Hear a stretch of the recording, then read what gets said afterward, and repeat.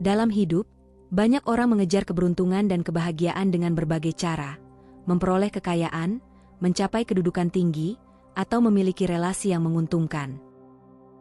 Namun seringkali, dalam perburuan itu, kita melupakan satu prinsip sederhana namun mendalam, bahwa memberi adalah sumber kebahagiaan sejati. Dalam ajaran Buddha, tindakan memberi disebut dengan istilah dana. Ini bukan hanya perbuatan mulia, tetapi juga sarana untuk menanam benih kebajikan yang mendalam dan abadi. Pernahkah kita berpikir bahwa saat kita memberi, kita sesungguhnya menerima lebih banyak daripada yang tampak? Penerima mungkin mendapatkan barang, uang, atau bantuan, tetapi pemberi mendapatkan sesuatu yang jauh lebih besar. Kebahagiaan batin, kedamaian, dan kemajuan spiritual. Ini adalah paradoks mulia dalam ajaran Dhamma, bahwa tangan yang memberi akan selalu berada di atas, bukan dalam makna sombong, tetapi dalam makna luhur. Buddha mengajarkan bahwa segala sesuatu berputar dalam hukum sebab akibat atau karma. Ketika seseorang memberi dengan niat tulus, tanpa pamrih, maka ia sedang menabur benih kebaikan yang akan berbuah dalam bentuk kebahagiaan, keselamatan, dan keberuntungan, baik di kehidupan saat ini maupun yang akan datang. Dalam konteks ini, memberi bukan sekadar tindakan sosial atau etis, melainkan sebuah laku spiritual yang mengubah batin seseorang menuju pencerahan. Sayangnya, dalam dunia yang semakin materialistik, memberi sering dipandang sebagai kehilangan atau pengorbanan. Banyak yang merasa berat untuk berbagi karena takut kekurangan. Padahal, dalam kenyataannya, memberi justru membuka pintu rezeki dan memperluas hati. Dalam video ini, Rakit Tua akan mengajak Anda untuk melihat lebih dalam makna memberi menurut ajaran Buddha, serta mengapa pemberi sebenarnya lebih beruntung daripada penerima. Mari kita telusuri pemahaman yang sangat berbeda dan berharga ini, dan tanpa berlama-lama ayo langsung saja kita bahas. Ajaran Buddha tentang memberi dan hukum karma. Buddha menunjukkan dengan jelas bahwa dana, derma atau memberi, merupakan salah satu bentuk kebajikan yang paling awal dan paling mudah dilakukan, tetapi efeknya sangat luar biasa. Dana merupakan bagian dari 3 latihan awal dalam praktik spiritual, yakni kemurahan hati, moralitas, dan cara mengembangkan batin. Tindakan memberi bukan hanya tentang barang atau uang, tetapi bisa berupa tenaga, perhatian, ilmu pengetahuan, hingga senyum yang tulus. Dalam Sutta Nipata 1 bagian 4, Buddha bersabda, "Jika seseorang mengetahui hasil dari memberi sebagaimana yang aku ketahui, maka orang itu tidak akan makan tanpa berbagi kepada yang lain." Dalam kutipan ini, Sang Buddha menekankan bahwa nilai dari memberi begitu besar, sehingga jika seseorang benar-benar memahaminya, ia akan selalu terdorong untuk berbagi. Memberi bukan hanya membantu penerima, tetapi memperkaya batin pemberi. Hati menjadi lembut, penuh welas asih, dan bebas dari keserakahan, salah satu akar dari penderitaan. Hukum karma mengajarkan bahwa setiap perbuatan, baik atau buruk, akan menghasilkan akibat yang sesuai. Dalam konteks memberi, seseorang yang gemar berbagi dengan niat baik akan memanen hasil berupa kemudahan hidup, disukai banyak orang, memperoleh kekayaan yang berkah, dan bahkan kelahiran kembali di alam yang lebih tinggi. Ini bukan bentuk investasi pamrih, melainkan hasil alami dari hukum sebab akibat yang tak terbantahkan. Mengapa pemberi lebih beruntung daripada penerima? Karena saat memberi, seseorang berkesempatan untuk melepaskan keakuan, ego, dan keterikatan terhadap materi. Pemberi melatih kebijaksanaan untuk melihat bahwa semua yang kita miliki bersifat sementara dan bukan milik sejati. Dalam proses memberi, seseorang sedang membangun jembatan menuju pembebasan dari penderitaan. Ini adalah berkah yang jauh lebih besar daripada apapun yang bisa diberikan atau diterima secara fisik. Kekayaan adalah buah dari praktik dana di masa lampau. Dalam ajaran Buddha, tidak ada sesuatu pun yang terjadi tanpa sebab. Keberuntungan, kelahiran, bahkan kekayaan, semuanya adalah akibat dari perbuatan atau karma yang ditanam pada masa lalu. Salah satu bentuk karma baik yang paling kuat dan berdampak luas adalah dana, perbuatan memberi atau berdana. Dalam berbagai khotbah Sang Buddha, sering ditekankan bahwa kekayaan dan kemudahan dalam hidup seseorang di masa kini sangat berkaitan erat dengan praktik memberi yang mereka lakukan di kehidupan sebelumnya.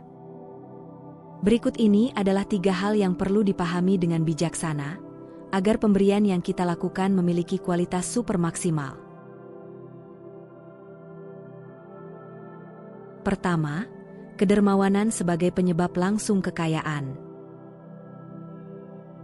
Dalam ajaran Buddha, kekayaan tidak pernah dianggap sebagai sesuatu yang terjadi secara kebetulan. Ia adalah buah dari karma baik yang ditanam dan dipelihara dengan niat murni. Dalam Anguttara Nikaya dan Digha Nikaya, Buddha secara jelas mengajarkan bahwa seseorang yang gemar memberi, murah hati, dan tidak kikir di masa lalu akan terlahir kembali dalam kehidupan ini dalam keadaan berkelimpahan, baik secara materi maupun sosial. Ini adalah hukum sebab akibat yang adil dan tidak dapat dihindari. Kedermawanan menumbuhkan kemakmuran. Kedermawanan, atau dana, merupakan salah satu dari 3 fondasi kebajikan dalam ajaran Buddha, bersama dengan sila, moralitas, dan bhawana, pengembangan batin. Dana dianggap sebagai pintu gerbang awal dalam jalan spiritual, karena ia melatih hati untuk melepaskan keterikatan, menyuburkan cinta kasih, dan membuka ruang batin untuk kebahagiaan sejati. Dalam konteks ini, kekayaan bukan hanya dilihat sebagai akumulasi harta benda, tetapi sebagai hasil dari hati yang telah terbiasa memberi tanpa pamrih. Pemberian yang dilakukan dengan niat tulus menciptakan kondisi batin yang bersih dan penuh sukacita.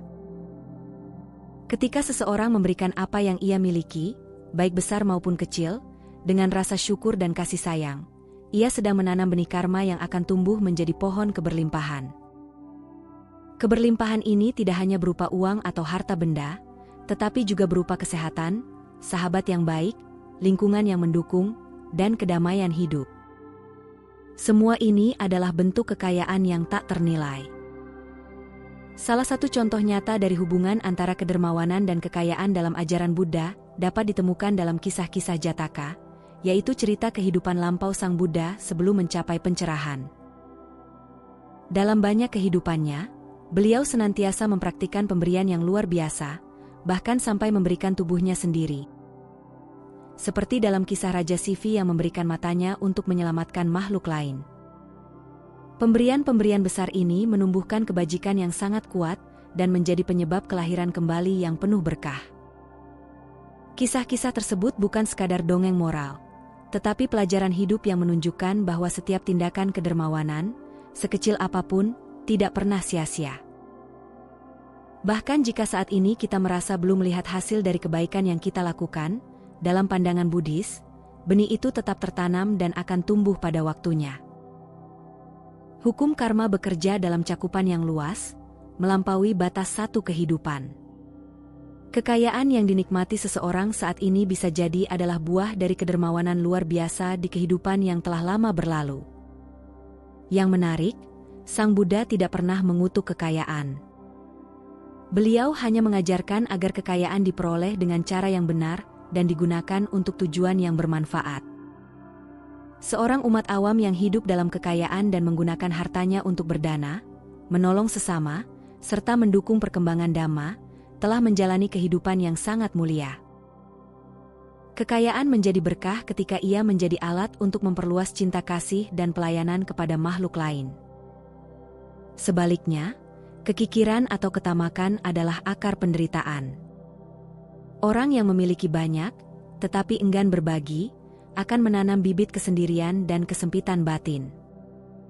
Dalam kehidupan mendatang, ia bisa saja lahir dalam keadaan miskin, sulit, atau terasing, karena batinnya dahulu tertutup dari aliran kebajikan. Inilah sebabnya dalam ajaran Buddha, kedermawanan bukan hanya tindakan etis, tetapi sebuah strategi spiritual untuk membentuk masa depan yang lebih terang dan penuh berkah. Dengan demikian, kita dapat memahami bahwa kekayaan sejati tidak hanya dihitung dari jumlah yang ada di rekening, tetapi dari seberapa besar kita mampu berbagi dengan penuh cinta dan ketulusan. Memberi adalah jalan menuju kekayaan yang tidak lekang oleh waktu, kekayaan batin, kekayaan karma baik, dan kekayaan hati yang penuh welas asih. Inilah kekayaan yang melampaui dunia.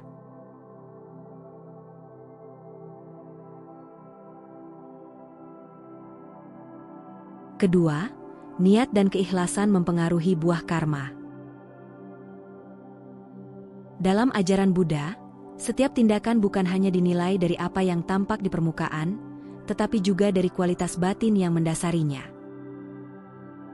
Pemberian, misalnya, dapat terlihat sama secara fisik. Seseorang memberi uang, makanan, atau barang, tetapi buah karmanya bisa sangat berbeda tergantung pada niat, cetana, yang menyertai tindakan tersebut. Niat adalah inti dari karma. Dalam Abhidhamma, cetana bahkan disebut sebagai raja dari semua karma, karena ia mengarahkan seluruh kualitas perbuatan. Memberi dengan hati yang tulus, bebas dari keinginan dipuji atau diingat jasa-jasanya, merupakan bentuk dana yang paling murni. Ajaran Buddha mengajarkan bahwa semakin bersih dan tidak terikat niat dalam memberi, semakin besar pula kekuatan karmiknya. Memberi dengan cinta kasih, metta, kasih sayang, karuna, dan tanpa pamrih menciptakan energi kebaikan yang lembut, luas, dan dalam. Energi inilah yang akan kembali kepada pemberi dalam bentuk keberuntungan, kemudahan hidup, dan kebahagiaan sejati. Sebaliknya, pemberian yang dilakukan dengan maksud pamer, untuk pencitraan diri, atau sebagai alat untuk mendapat keuntungan tertentu, akan menghasilkan buah yang lemah dan terbatas. Ia tetap menghasilkan karma baik, tetapi tidak sekuat pemberian yang dilakukan dengan keikhlasan. Pemberian semacam ini bisa jadi membawa kekayaan sementara, tetapi tidak membawa kedamaian batin. Bahkan bisa menjadi sumber kegelisahan, karena akar dari perbuatan itu adalah keserakahan terselubung.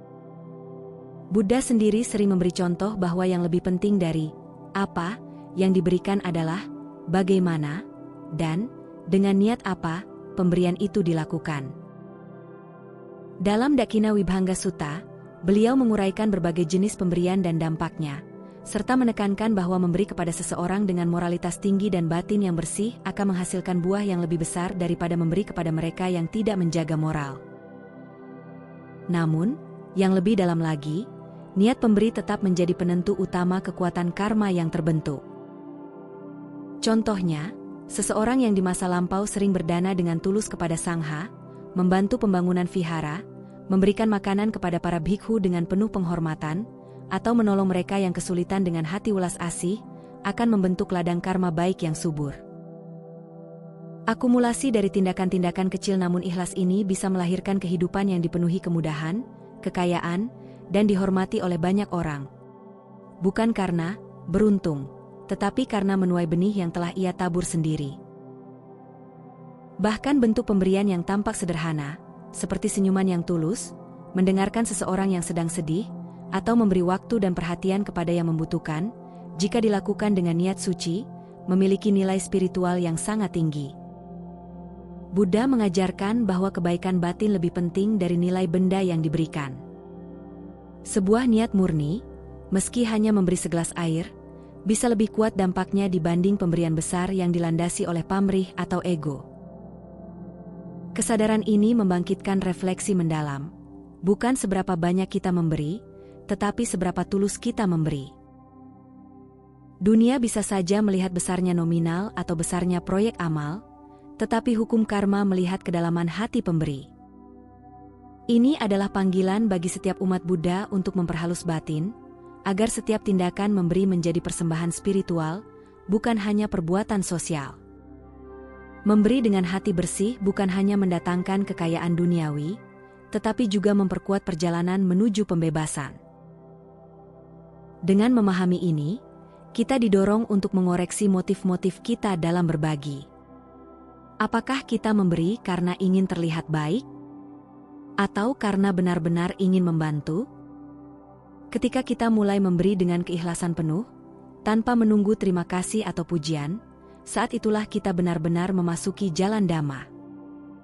Sebab dalam memberi yang benar, kita tidak sedang menambah jumlah barang yang berpindah tangan, tetapi sedang menyucikan batin, membentuk karma baik, dan menyebarkan cinta kasih yang murni ke seluruh penjuru kehidupan.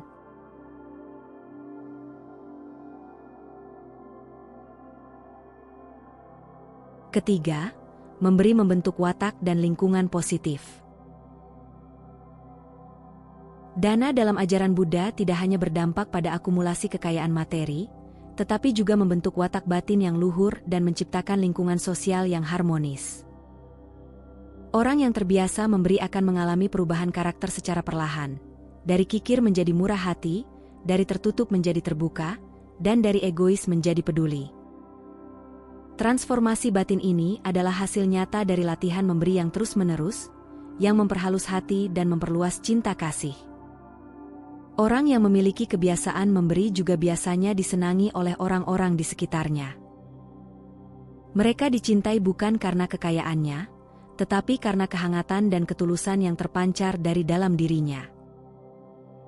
Dalam ajaran Buddha, ini disebut sebagai kemuliaan batin yang tak dapat dibeli dengan uang. Mereka yang memiliki kemuliaan batin akan lebih mudah menjalin relasi sosial, mendapatkan kepercayaan, dan memperoleh dukungan dalam segala aspek kehidupan, baik dalam keluarga, masyarakat, maupun dunia kerja. Sang Buddha mengajarkan bahwa seseorang yang banyak berdana akan memperoleh 5 manfaat, sebagaimana dijelaskan dalam Anguttara Nikaya. Ia disukai banyak orang, dicintai oleh orang bajik, memiliki reputasi baik, menjadi percaya diri dalam pertemuan, dan terlahir di alam bahagia setelah meninggal dunia. Semua manfaat ini menunjukkan bahwa dana bukan hanya menabur benih kekayaan, tetapi juga menciptakan kualitas hidup yang lebih baik dan bermartabat. Kebiasaan memberi yang konsisten juga membentuk kekuatan spiritual, suatu pola hidup yang berakar pada kebajikan. Orang yang hatinya telah terlatih dalam memberi akan lebih mudah bersyukur atas apa yang ia miliki. Ia tidak mengeluh saat kekurangan, dan tidak serakah saat berkelimpahan. Kesadaran inilah yang menjadi fondasi kebahagiaan sejati, karena ia tidak lagi menggantungkan kebahagiaan pada hal-hal di luar dirinya, tetapi pada kemampuan untuk berbagi dari dalam dirinya sendiri. Pemberi yang memiliki batin jernih, penuh cinta kasih, dan tidak terikat, akan menanam karma yang sangat kuat dan luas. Sementara pemberi yang batinnya masih dipenuhi kebanggaan atau pamrih, mungkin tetap menanam kebaikan, tetapi hasilnya terbatas. Oleh karena itu, melatih batin sebelum, saat, dan sesudah memberi sangat dianjurkan dalam praktik dana. Selain membentuk pribadi yang bajik, memberi juga mengundang lingkungan positif untuk tumbuh di sekitar kita. Orang yang suka memberi akan menarik individu-individu baik untuk hadir dalam hidupnya. Dalam istilah Buddhis, ini adalah bentuk dari perbekalan spiritual yang mempertemukan kita dengan orang-orang yang mendukung jalan kebajikan kita. Dalam jangka panjang, ini membuat hidup terasa lebih ringan, karena kita dikelilingi oleh sahabat yang bijak, kolega yang jujur, dan komunitas yang saling menopang. Buddha sendiri meneladankan kehidupan memberi dalam seluruh perjalanannya. Bahkan setelah mencapai pencerahan, beliau terus memberi tanpa henti, memberi dhamma, memberi teladan, dan memberi keberanian pada umatnya. Beliau menunjukkan bahwa kekuatan terbesar dari seorang insan bukanlah apa yang ia kumpulkan, melainkan apa yang sanggup ia bagikan. Karena sejatinya, pemberian adalah cermin dari batin yang bebas dan penuh welas asih. Dengan demikian, memberi bukan sekadar perbuatan etis atau moralitas sosial, melainkan sebuah proses pembentukan diri dan dunia. Kita tidak hanya membentuk siapa diri kita melalui memberi, tetapi juga membentuk dunia tempat kita hidup. Dunia menjadi tempat yang lebih indah karena ada manusia-manusia yang mau berbagi. Dan kita menjadi pribadi yang lebih berharga karena tidak sekadar hidup untuk menerima, tetapi juga untuk memberi. Dalam kitab suci Tipitaka, terdapat banyak kisah tentang orang-orang yang hidup berkecukupan karena kebajikan mereka di masa lampau. Salah satunya adalah Anathapindika, seorang umat awam terkaya di zaman Sang Buddha. Ia dikenal sangat dermawan, mendanai vihara Jetavana dan membantu banyak orang. Menurut riwayat, kekayaannya berasal dari karma baik yang luar biasa dari kehidupan sebelumnya di mana ia senantiasa berdana tanpa henti. Begitu pula Wisaka, seorang umat wanita utama, yang juga dikenal karena kemurahan hatinya. Ia memiliki kekayaan besar dan menggunakan hampir seluruh kekayaannya untuk mendukung sangha dan membantu masyarakat. Kedua tokoh ini menjadi teladan bahwa kekayaan tidak muncul secara kebetulan, melainkan sebagai buah dari dana agung yang dilakukan selama berkehidupan lampau. Dalam refleksi yang mendalam, kita dapat melihat bahwa tindakan memberi bukan hanya memberikan manfaat eksternal, tetapi menciptakan perubahan internal yang sangat besar. Ia memperhalus batin, menumbuhkan welas asih, dan menanam karma baik yang akan terus berbuah sepanjang kehidupan. Orang yang suka memberi akan menjadi pribadi yang lebih ringan jiwanya, lebih damai, dan lebih dicintai oleh lingkungan sekitarnya. Memberi juga melatih kita untuk memahami hakikat ketidakkekalan. Harta, waktu, dan tenaga yang kita miliki pada akhirnya akan berlalu. Maka lebih baik jika digunakan untuk kebaikan selama masih bisa. Memberi adalah cara kita memaknai hidup, memberi nilai lebih pada keberadaan kita di dunia ini. Di saat dunia semakin dipenuhi oleh ketidakpedulian, memberi adalah bentuk revolusi hati. Menjadi pemberi bukan berarti kita selalu dalam posisi lebih tinggi dari penerima. Justru, memberi dengan hati rendah hati dan penuh cinta kasih adalah tindakan spiritual yang membebaskan. Dalam proses itu, pemberi dan penerima sama-sama belajar dan tumbuh. Namun, dari sudut pandang karma dan pertumbuhan batin, pemberi mendapatkan manfaat yang lebih luas dan mendalam. Akhirnya, marilah kita bertanya pada diri sendiri, apakah kita sudah cukup memberi hari ini? Tidak harus menunggu kaya, tidak harus besar jumlahnya, cukup dari hati yang tulus. Sebab dalam memberi, kita tidak sedang kehilangan, tetapi justru sedang menemukan diri kita yang sejati. Maka benar adanya, pemberi lebih beruntung daripada penerima. Jika video ini bermanfaat, jangan lupa dukung kami dengan cara berikan like dan subscribe, bagikan kepada teman dan orang yang kamu sayangi, dan jangan lupa tinggalkan komentar yang positif. Cukup sampai di sini dulu video kali ini. Mari bersama Rakitua, membina diri di jalan Buddha dan semoga semua makhluk hidup berbahagia.